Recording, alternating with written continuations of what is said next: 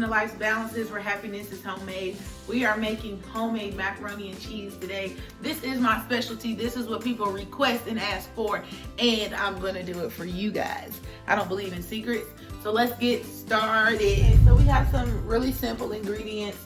You're gonna need a pan. I'm using an aluminum pan because I'm traveling with it.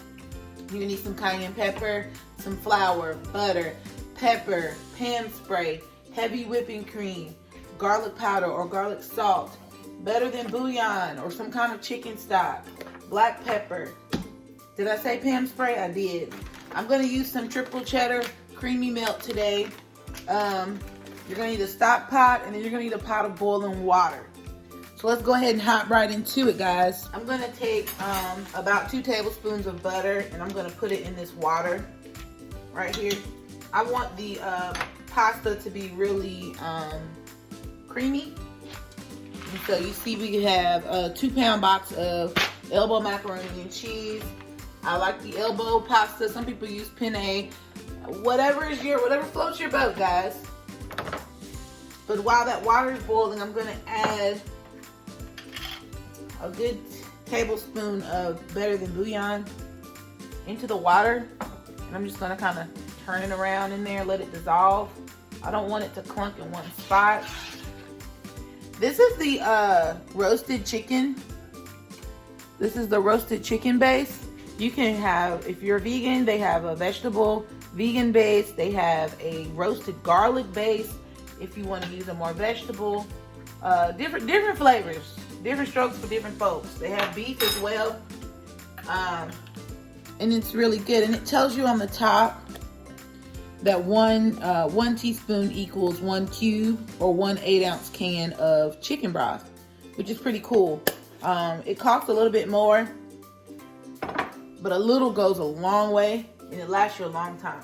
So we're gonna let this water come to a boil. While it does that, I'm gonna show you guys how to make the sauce. So I'm going to take some butter.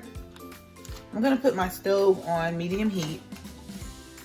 I'm gonna take some butter, and you want to melt this butter in your stock pot with some flour. So once it melts, then I'm gonna add about a tablespoon of flour. Now watch me carefully because I do not measure, okay? And I'm trying to work on that for you guys, but I really have to eye it. And this is what we call a roux, okay? This is how you make a basic gravy, a basic sauce, all that wonderful stuff. So we want to cook the starch out of the flour, and that's why we're doing that. And this is also going to be like a thickening agent for the sauce. It's just going to help keep it nice and thick and creamy. So we're going to let that kind of melt down. My pot is boiling. It's giving me steam and everything that I need. So I'm going to go ahead and add my pasta. I don't want it to cook in one spot. I'm going to stir it up. All right.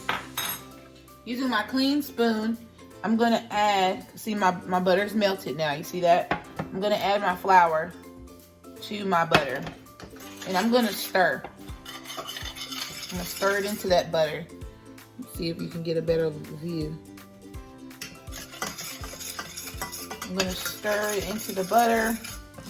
If it's not enough, which it's not, I'm going to add a little bit more. Okay? And it's going to turn tan.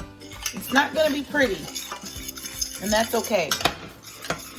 I'm going to add 1 more tablespoon of butter. You have to move fast. 1 more tablespoon of butter. I'm going to continue to stir. The purpose of butter is to keep it from burning. Okay? The oil's coating it. It's cooking, but it's not burning. All right, and you'll start to smell like a nutty type smell, and that's what you want. Okay, and now it's loose like that. That's what I want. So now I'm going to add some heavy cream. I just bought this yesterday, so I put about half of that container. So this is a quart, so I put about half a quart in there, and I'm going to continue to stir. This dairy product, and you know milk cooks very fast, so you have to be cognizant of that. And I'm going to add my cheese. So again, I have the triple cheddar.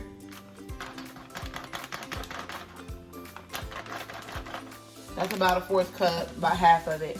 I'll put it in there and let it melt down a little bit. I'm going to continue to stir it because I don't want it to get clunky.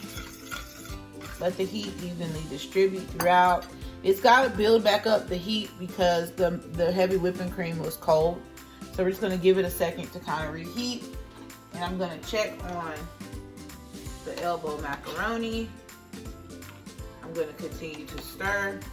I'm going to go ahead and switch to a metal spoon at this point, a slotted spoon. You see the holes? Because I don't want to break the pasta as it cooks. I want the elbow to still be an elbow when we get done. All right. Okay. That looks great. My cheese is melting. I'm going to add some garlic salt. This is garlic salt with parsley, and I did purchase this from Aldi. If you shop at Aldi, I'm going to go ahead and add my black pepper.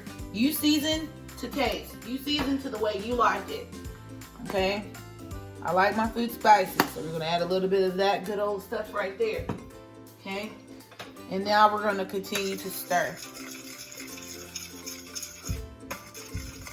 I'm going to continue to stir. And I like what I see. So now I'm going to add some more cheese. Look at that. Yeah, we like that. I'm going to add some more cheese.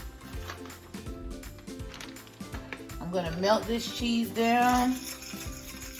Yeah, it's good and hot now. It's getting hot again. But that's still not enough. So guess what? Now we add more whipping cream. Now this is the way I do it. I know in culinary school this may not have been the French way or the right way, but this is my way and it works for me. I do what works for me. Okay? And I'm gonna stir that in, kind of whisk it in to break up some of that cheese. And see, it's not completely melted yet because you see how it's still kind of together. So I'm going to keep stirring, stirring, stirring. And I'm going to let it bring up the heat again. And then I'm going to taste it to make sure it's the way I want it to taste. It might need some more, garlic powder. It might need some more pepper. I don't know yet. I'm going to taste it. What I'm not going to add is salt. I'm not going to add any more salt, because the cheese that I'm going to pour on top of the casserole pan, that's going to be enough of salt in that. So I'm not going to add any more salt. But if I need to add pepper or anything, I will. I'm going to go ahead and taste it now. See what we got. You want it to be thick on the spoon like that too. It's still not as thick as I would like it to be, so I'm going to let it work its thing out. But it definitely tastes the way I want it to taste. Continue to let it cook down. So let's see how it looks at the end. Let's let it simmer for about 5 minutes. All right, so while my sauce and my noodles are still cooking, I'm gonna take the remainder of this butter and I'm gonna prep my casserole pan. I'm putting the butter on the bottom because I don't want it to be dry.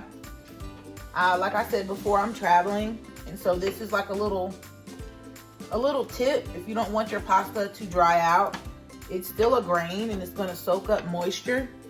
And so I'm using the butter to kind of help prevent it from drying out. Now remember, I had that Pam spray earlier. I'm going to spray the sides and the bottom with this as well, just to prevent it from sticking too bad. And I may add some more butter on top, or I may just take some of the water from the pasta and pour inside of it too. And that's again because I know we might have to reheat it and maybe in the oven again once I get to my grandmother's house. So this just keeps it from being dry. Nobody wants dry macaroni and cheese. The pasta's halfway cooked. I am not going to cook the pasta all the way. Okay, I'm going to cook it al dente. And you know it's al dente because when you bite into it, it'll be soft on the outside and a little sticky in your teeth on the inside. It's a French term, which means the pasta's done. But in my culture, it's not done when it's al dente. Okay, so I'm gonna let this, I'm gonna cut it off. I'm gonna let it continue to cook on its own. And let's check out the cheese sauce over here. So here's our cheese sauce. This looks amazing. It's starting to stick, so I'm gonna cut it off. All right. It looks amazing. And I know it's gonna taste just as great because I already taste tested it. Make sure you taste your food as you cook. Make sure it tastes good as you go along, okay? Yes, it's amazing. You can add hot sauce if you'd like. I'm not doing that today because it's for family. But if I were by myself, I would have some more hot sauce in there. Okay, but it does have a little cayenne pepper, just a little bit. So I have drained the pasta, right? I'm gonna put the pasta in here. Some of the water is still in here, and that is okay because again, I don't want it to dry out. Perfectly cooked pasta, nothing sticking on the bottom. Now I'm gonna take my cheese sauce. Just gonna stir it up one more time. It was trying to stick on the bottom. And we're just gonna pour it over the top. Whoa, whoa, whoa. Look at that. I love the cheese sauce. I'm trying to scrape all of it out the best I can. All right, now we're gonna give this a little stir.